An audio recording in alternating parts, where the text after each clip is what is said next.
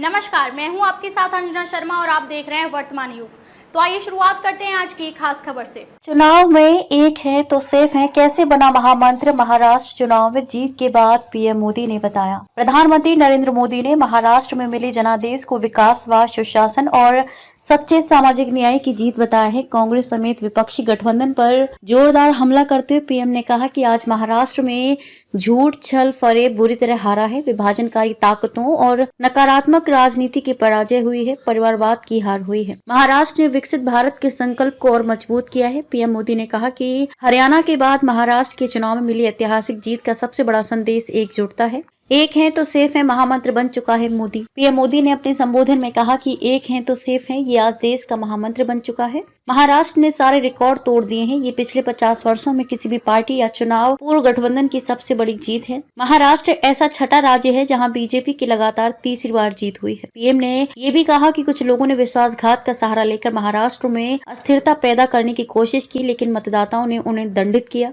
PM ने कहा कि मैं आराम से बैठने के लिए पैदा नहीं हुआ हूँ। वो दिन दूर नहीं जब भारत दुनिया की तीसरी सबसे बड़ी अर्थव्यवस्था बनेगा। पीएम ने महाराष्ट्र के मौजूदा सीएम एकनाथ शिंदे और डेप्यूटी सीएम अजित पवार की तारीफ की और देवेंद्र फडणवीस को अपना परम मित्र बताया। अब कुर्सी फर्स्ट नहीं, नेशन फर्स्ट की भावना के साथ हैं वोटर। पीएम ने कांग्रेस पर हमला बोलते हुए कहा कि इंडी वाले देश के बदले मिजाज को नहीं समझ पा रहे हैं। ये लोग सच्चाई को स्वीकार करना ही नहीं चाहते। ये लोग आज भी भारत के सामान्य वोटर के विवेक को कम करके आंकते हैं। देश का वोटर नेशन फर्स्ट की भावना के साथ है। जो कुर्सी फर्स्ट का सपना देखते हैं उन्हें देश का वोटर पसंद नहीं करता। महाराष्ट्र के जनादेश का एक और संदेश है कि पूरे देश में सिर्फ और सिर्फ एक ही संविधान चलेगा। मोदी ने कहा कि बाबा साहेब आम्बेडकर भारत का संविधान ही देश में चलेगा। जो भी सामने या पर्दे के पीछे देश में दो संविधान की बात करेगा उसको देश पूरी तरह से नकार देगा। उन्होंने कहा कि कांग्रेस और उसके साथियों ने जम्मू कश्मीर में फिर से आर्टिकल 370 की दीवार बनाने का प्रयास किया है, जो संविधान का अपमान है। महाराष्ट्र ने उनको साफ साफ बता दिया कि ये नहीं चलेगा। पीएम ने कांग्रेस और उसके साथियों को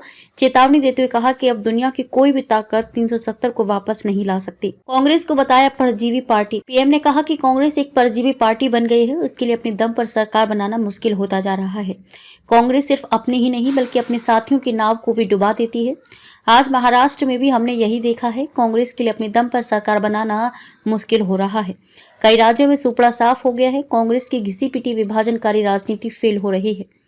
सत्ता भूख में कांग्रेस के परिवार ने संविधान की पंथ निरपेक्षता की भावना को चूर चूर कर दिया है।